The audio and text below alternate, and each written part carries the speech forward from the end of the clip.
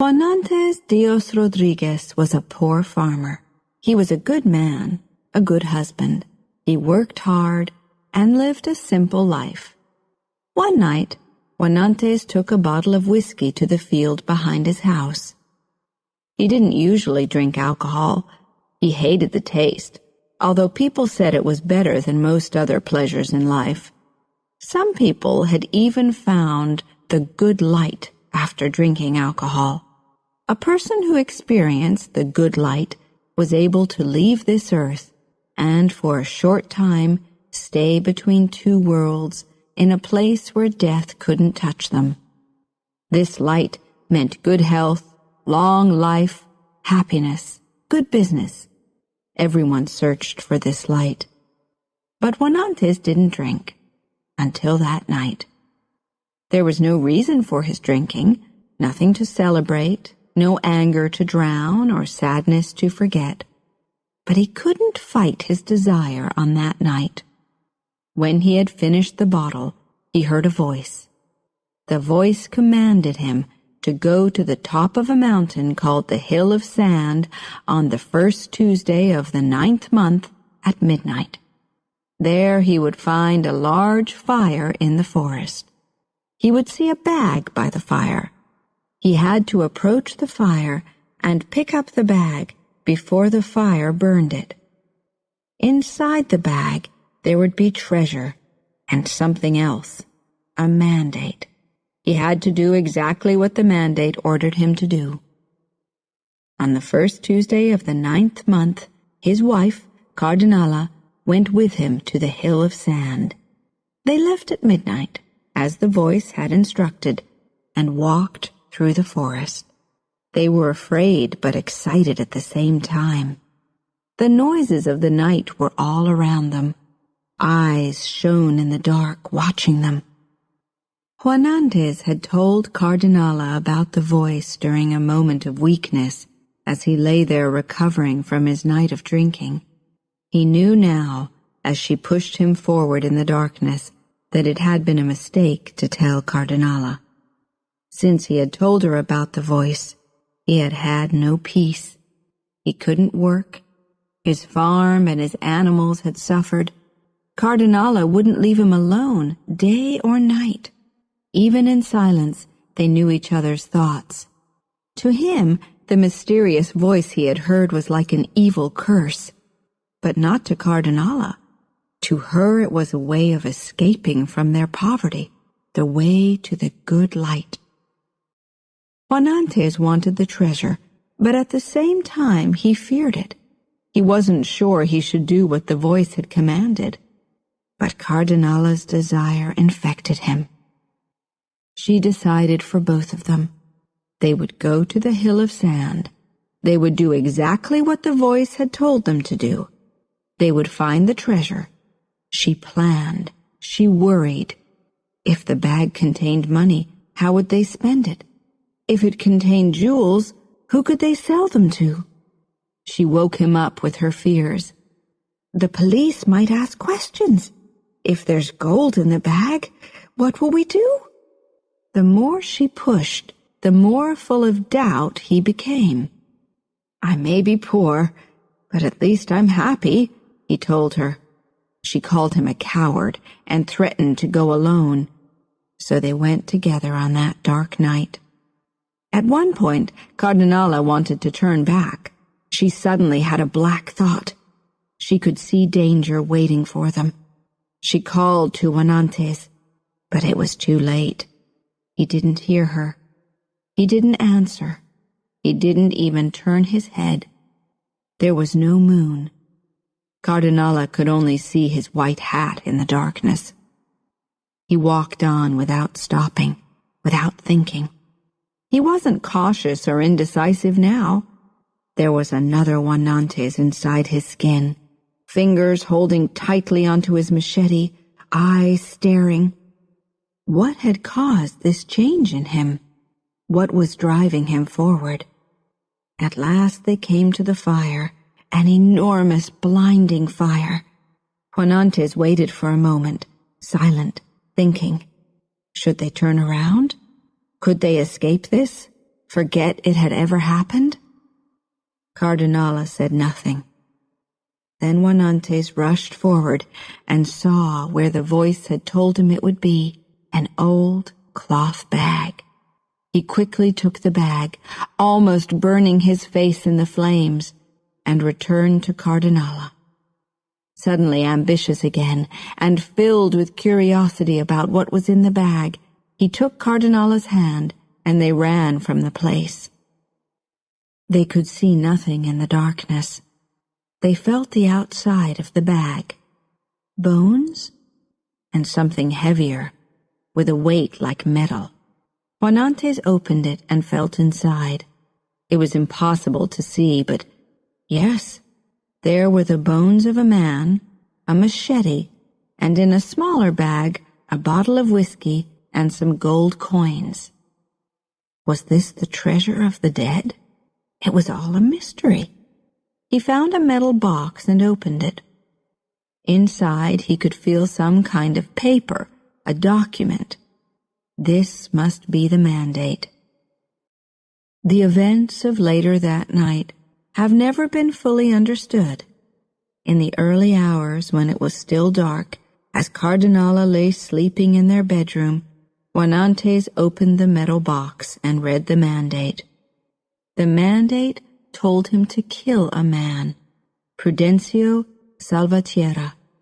Kill? Juanantes shook with fear. He left quietly and went to a bar to have a drink.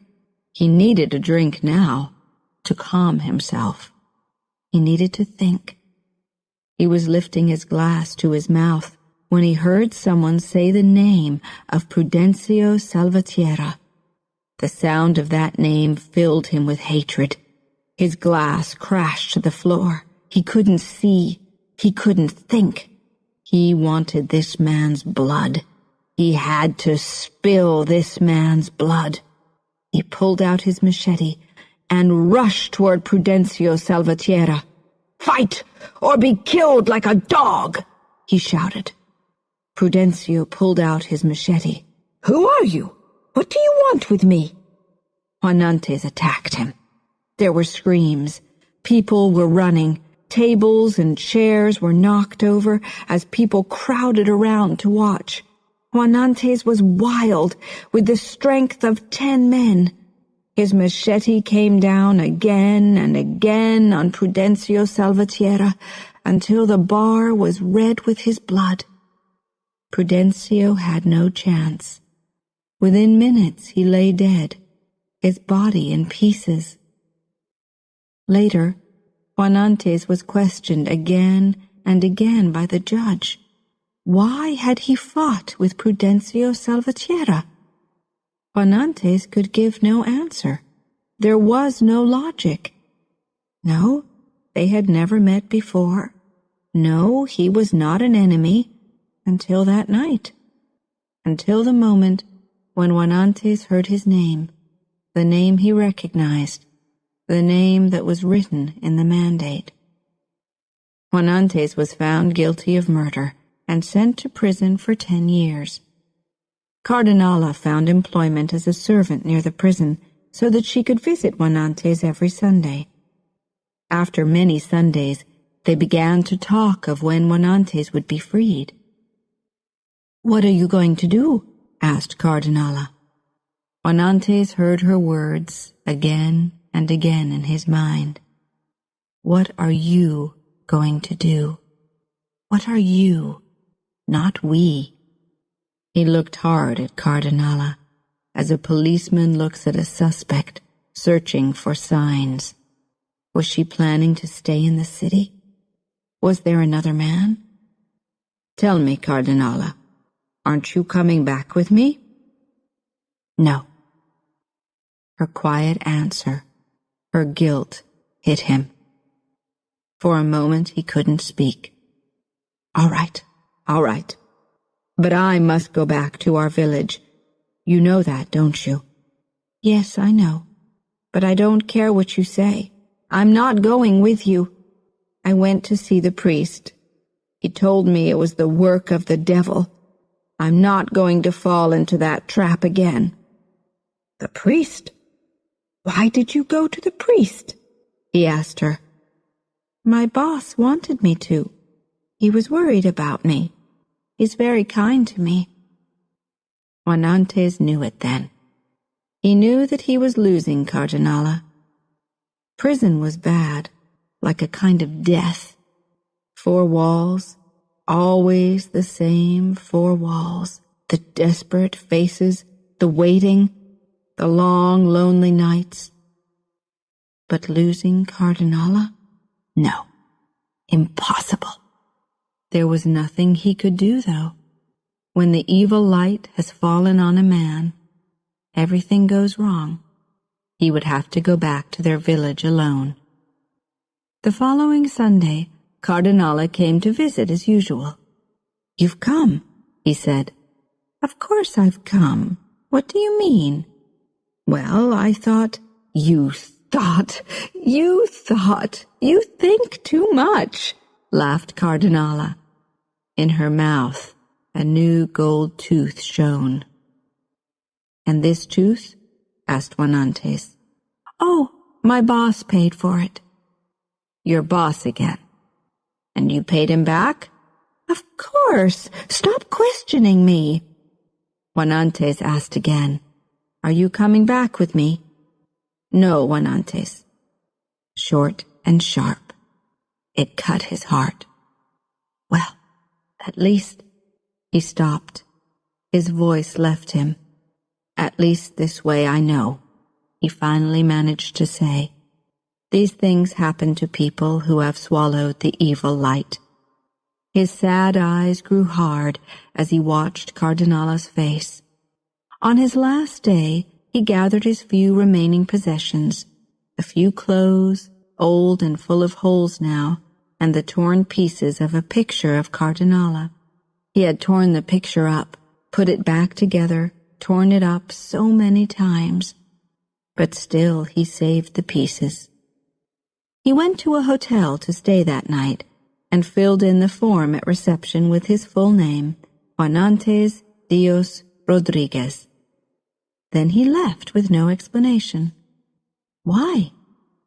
The keys, those large, heavy room keys, reminded him of his prison cell, of hundreds of cells. He wandered around without sleeping or eating until his stomach ached with hunger. But he couldn't sit in the cafe where people stood in line like prisoners. So he walked along the dusty road toward the mountains. He knew something still had to be done. He had killed Prudencio Salvatierra 10 long years ago. Now he had to obey the mandate's final order. He went to where he had been living with Cardinala. Nothing had changed. Everything was as it had always been. The trees, the rocks. It even seemed that the same old dogs still now, after 10 years, slept in the sun. Juan Antes felt full of sorrow. But he wasn't doing anything. He wasn't living. And so, without further thought, he called on the wise old man, Tata Guamarachito, for help. It's no good being in this condition, the old man told Juan Antes. You're good for nothing. Nothing goes right. I know why you're suffering. As a young man, the same thing happened to me. Yes, I can help you. I can help you understand what you're dealing with. I can advise you about what you have to do. But I don't want to do what the mandate ordered, shouted Juan Antes. I have no enemies. It's not necessary to have an enemy. Yes, but to bury the evil light, this evil light, which by accident or pure bad luck I've fallen into, I know that I have to write a mandate, an order to kill someone. I have to put that into the metal box. But I keep telling you I have no one to kill. It's hopeless anyway. The evil light has entered my body like sand. I cough. I even cough blood. It's in me. It got into me in prison.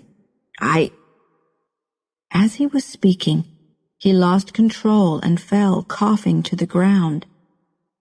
But the old man was still not persuaded. "How do you know it's the evil light?" he asked calmly. Juanantes told him that pieces of the evil light were everywhere. He saw them clearly, dancing around him, causing him to cough, giving him night fevers. "Then get away from them," was the old man's advice. But Juanantes asked again with anger now, "How can I do this if I have no enemies?" "Calm down. I'm only trying to help. And don't blame yourself so much. You've paid your debt in prison for killing Salvatierra. You killed fairly. The two of you faced each other as men, with machetes. Salvatierra died and you lived. If you hadn't followed the mandate to kill someone, you would have been killed yourself, because it was written." But Juanantes was still unhappy. "It would be better if I were dead." "Don't talk like that. In my experience, it's never better to be dead than alive." "What has to be done then? What must I do?" "You must light the fire of evil light and write your own mandate to put into the metal box by the fire." "But I've told you, I can't write this mandate."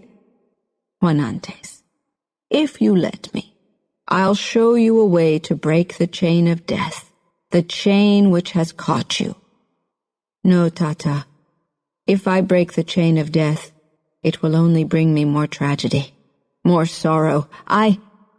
The old man interrupted. "The evil light that's around you is responsible for many deaths. It's time to put an end to it. I've told you that I can show you how to break this chain. Be brave. Believe in me. Write your own mandate.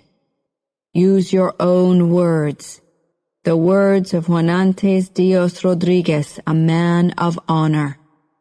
Then we'll do together what has to be done." They arranged to meet in 9 weeks, when the night would be at its blackest. On that night they waited, hidden behind some trees. They heard the sound of a horse coming, slowly, cautiously. Juanantes lit the fire. The horse and rider slowly approached the fire. The rider got down with his gun in his hand. A moment passed. There was silence.